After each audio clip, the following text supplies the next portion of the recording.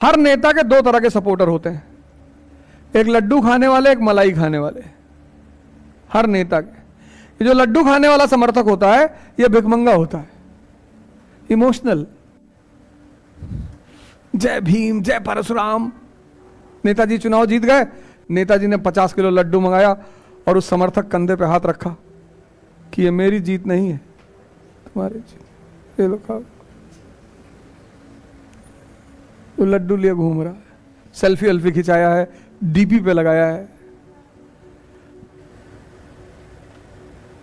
अब तुम यहां बैठी हो, अब तुम्हारा बैग उठा के इन्होंने पीछे रख दिया, जाओ बैठ जाओ, तुम्हें क्या नुकसान हो रहा है? जिस चीज से तुम्हें कोई नुकसान नहीं हो रहा है। तो बुद्ध जब कहते हैं अहिंसा तो कहते हैं अहंकार के लिए मत लड़ो। मैं ये सामाजिक जीवन का सिद्धांत है। वो सामाजिक जीवन में वो कहते हैं अहंकार के लिए मत लड़ो। यहां लड़ो किसके लिए? इकॉनमी के लिए। यहां ईगो के लिए नहीं लड़ना है, समझना इस बात को। इस संसार में ईगो के लिए नहीं लड़ना है। और यह बात जिसको समझ में आ गई, तुम्हारा कोई दुश्मन ही नहीं है। आज अगर तुमको यह बात समझ में आ गई ना, तो तुम समझ लो कयामत करोगे अपने जीवन में। ईगो के लिए नहीं लड़ना है। तुमको बहुत लोग जीवन में परेशान करेंगे, तुम जीवन में कंस को चुन लो, बस एक। तो जितने अगल बगल उतना पूतना ही अपने आप शांत हो जाएंगे कि भैया हम तो, तुम सबसे लड़ रहे हो, तुम सबसे लड़ रहे हो। कोई तुमको एक दो चार बार देख लिया, तुम गई उससे लड़ गई, बदतमीज कहीं के। जब तक वो व्यक्तिगत तौर पर तुम्हारा टच नहीं कर रहा है ना, हार्म नहीं कर रहा, मतलब ही नहीं। आज के इंसान को देखो, सबसे लड़ रहा है। गांवों में क्यों लोगों की जिंदगियां बर्बाद हो जाती हैं?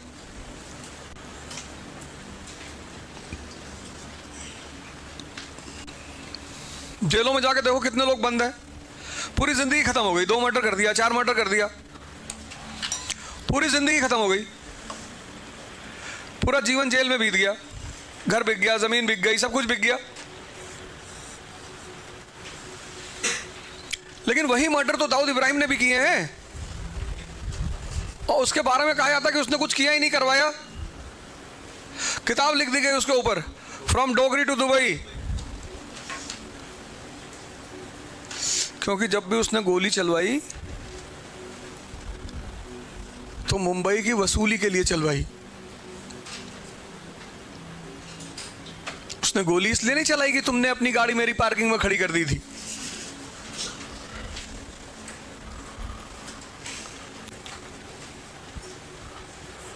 कितनों का तो आइडियल है वो। उसकी बिल्डिंग गिराने के ऑर्डर आया था, किसी ने नहीं गिराया। किसी ने गिराई उसकी बिल्डिंग? पता नहीं कहां सब गायब हो गए। उसकी बहन जब तक जिंदा थी सारा हिसाब किताब वही देखती थी, हसीना पारकर। और अगर इंडिया आ जाए तो प्रेसिडेंट तो बन जाए मरते मरते। और किसी माई के लाल ने आज तक उसके ऊपर वीडियो बनाकर गाली नहीं दी। किसी की हिम्मत नहीं है, किसी की मां ने दूध नहीं पिलाया है जो उस पूरे इंडियन सबकॉन्टिनेंट में जो वीडियो बनाकर उसको गाली दे दे। बाकी सबको गाली दिया, संतों को दिया, टीचरों को दिया, डॉक्टरों को दिया, सबको। पर सबसे बड़ी बात जो मैं इस देश के बारे में सोचता हूं कि बताओ यार, सबको पता है कि रात में गाली दिया, सुबह जहां घर होगा ना वहां टेनिस कोर्ट बना होगा। कि यहां कामले साहब रहते थे, नहीं नहीं वो तो 10 साल पहले चले गए थे।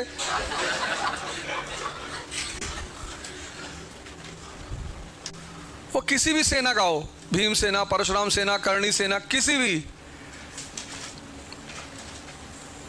किसी की हिम्मत नहीं है कि उसको गाली दे दे। इस तरह के लोग इस देश में रहते हैं।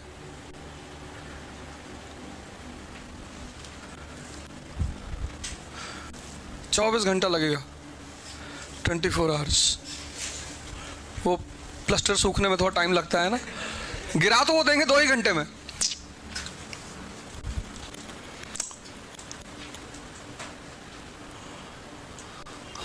तो 2 घंटे का काम है, बाकी थोड़ा प्लास्टर करेंगे तो सूखने में टाइम लगेगा, उसमें 18 घंटा लगेगा, बाकी तो सारा काम हो जाएगा।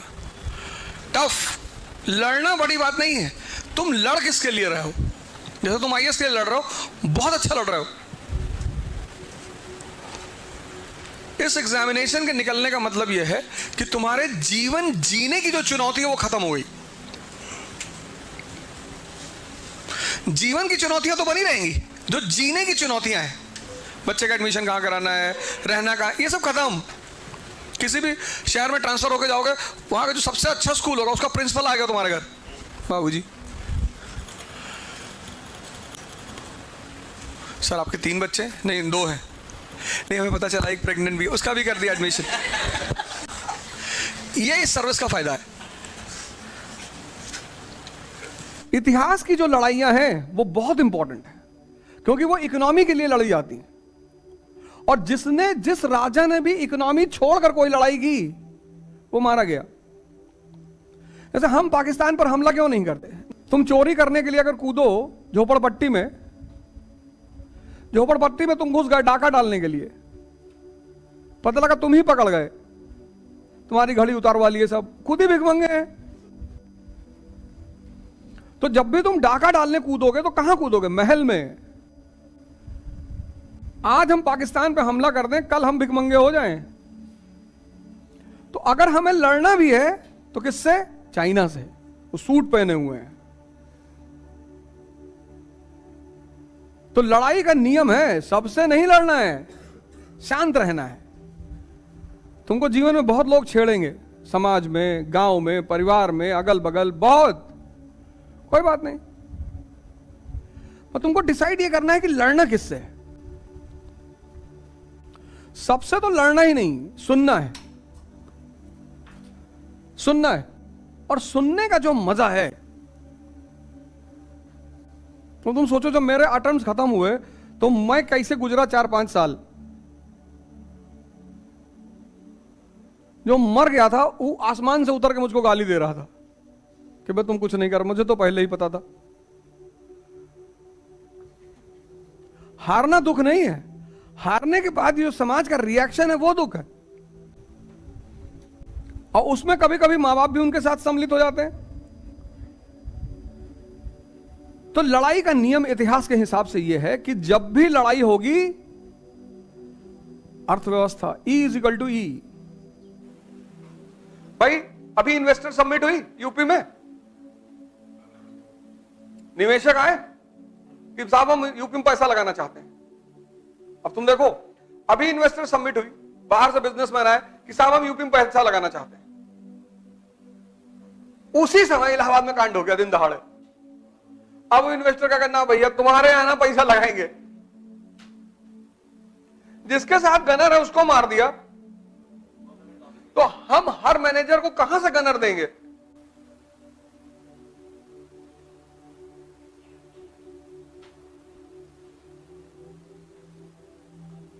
कैसे देंगे गनर हर मैनेजर को, हर बिजनेसमैन को? तुम्हारा वो पार्क है झील, 9 बजे बंद हो जाता है। अब वो उससे कह रहे हैं, जो बाहर लड़के बैठते हैं, जो पार्क का देखभाल करते हैं, उससे कह रहे हैं अरे आधा घंटा और खोल लो। मैं का बिगड़ जी कुछ लो? अरे भैया नियम है कि 9 बजे बंद हो जाएगा। अरे ऐसे कैसे नियम है? आधा घंटा और बैठे रहो।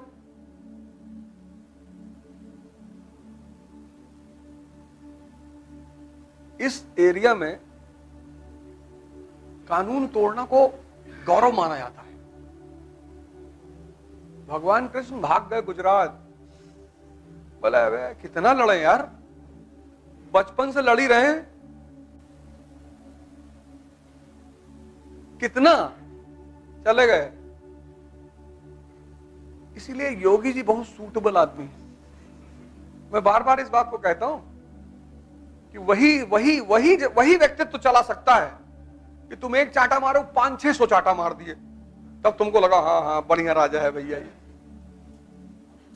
एक भारत के अरिस्टोटल हैं, उन्होंने भी रिसेंटली मुझे ट्रोल किया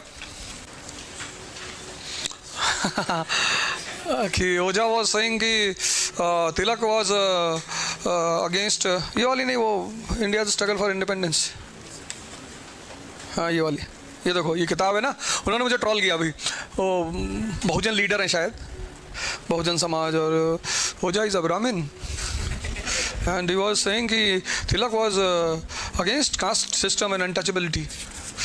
पर आजकल पता है क्या करते हैं लोग, आजकल टाइप करते हैं एक पेज पर, फिर उस पेज को वीडियो में दिखाते हैं कि किताब में लिखा हुआ, किताब का नाम नहीं बताते। देखो तुम लोग पढ़े लिखे हो ना, ये देखो अरिस्टोटल है, वो डेली एक नया कांड लेकर आते हैं, new modern Aristotle of India. देश में जनता पढ़ती नहीं ना, किताब तो पढ़ती नहीं, तो उसको तुम कुछ भी समझा सकते हो। जैसे वो समझाते हैं कि मुस्लिम पॉपुलेशन बढ़ रहा है,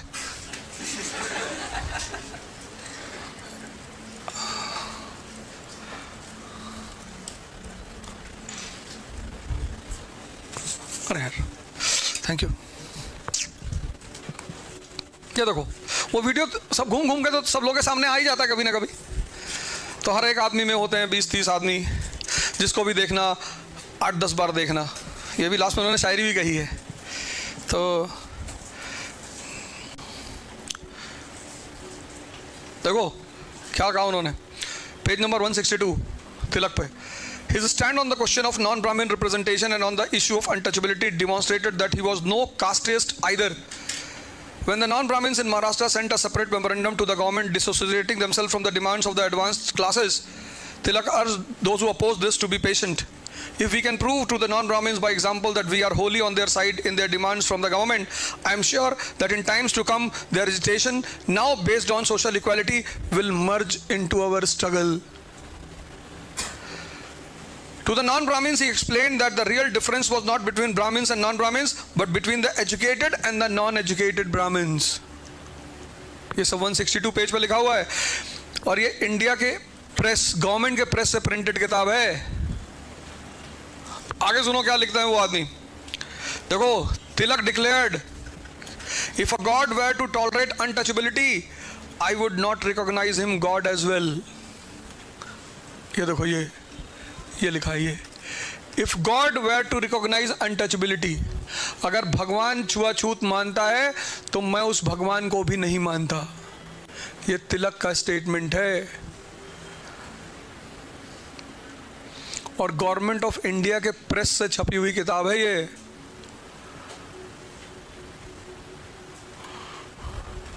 यंग से हैं बेचारे, चश्मा उस्मा लगा के आते हैं, दलितों का शोषण किया ब्राह्मणों ने। पूछो कैसे, खुद ही बोलते हैं वो, फिर कहते हैं मैं बताता हूं। ये देखो ये किताब है विपिन चंद्रा की, गवर्नमेंट ऑफ इंडिया से प्रकाशित हुई, और पेज नंबर 162 पे लिखा है इसमें।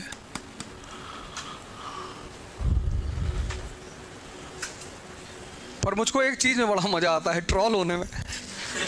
आधा से ज्यादा तो मैं खुद ही करवाता हूं, लेकिन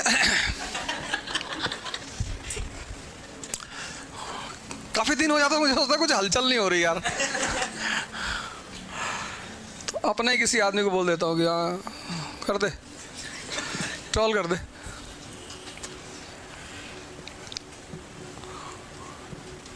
कल किसी लड़के ने मुझे मैसेज किया था कि सर इनको हम मार डालेंगे किसी, फिर मैंने मैसेज किया, गा रहा है आराम से,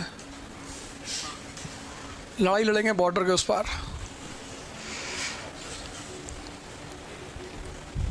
बिना इंटरेस्ट के कोई लड़ाई नहीं लड़नी, मस्ती से रहो। ये जितने महापुरुषों को लोग पूजा करते हैं ना, एक को फॉलो करना पड़ जाए तो हालत खराब हो जाए इनकी। पूजा करना आसान है, फॉलो करना मुश्किल है। रामचंद्र जी की पूजा करना आसान है, फिर रामचंद्र को फॉलो करना। तो इस देश ने एक एस्केपिस्ट फिलॉसफी निकाली, पूजा करना। जिसने भी एक्स्ट्रा ऑर्डिनरी काम किया उसकी मूर्ति बना डाली कि भगवान। अब जिसकी तुम पूजा करने लगे तो तुम्हारे पास एक कॉन्सेप्ट आ गया कि भैया ये तो भगवान थे भैया, हम इंसान हैं भैया। तो तुम उस व्यक्ति को फॉलो करने से बच गए। किसी को नहीं फॉलो करना हो तो उसको भगवान बना दो, और किसी को नहीं फॉलो करवाना हो तो उसको भगवान बना दो। तभी तो बुद्ध ने कहा था कि मेरी मूर्ति मत बनाना।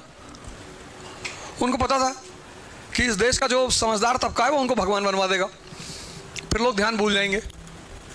अब जो काम भगवान करता है वो हम कैसे करेंगे? अब कृष्ण ने उंगली पे पहाड़ उठा लिया तो आप रिलैक्स हैं, क्यों? तो भगवान थे भैया।